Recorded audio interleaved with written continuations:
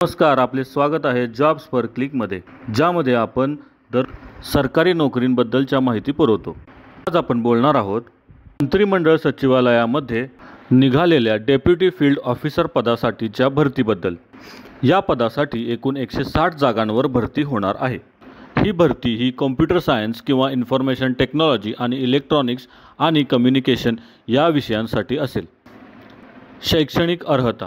या पदासाठी अर्ज करण्यासाठी उमेदवार हा संबंधित विषयामध्ये BE, BTech किंवा MSc पदवी परीक्षा उत्तीर्ण असावा, तसेच गेट परीक्षा पात्र असावा।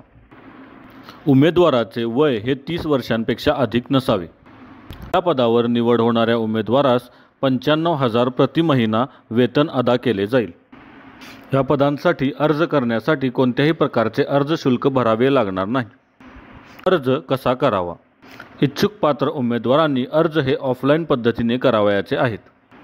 अर्ज पाठवण्याचा पत्ता: post bag number 001, Lodhi road, head post office, नवी दिल्ली 110-003 या पत्त्यावर उमेदवारांनी त्यांचे अर्ज पोस्टाने पाठवायचे आहेत।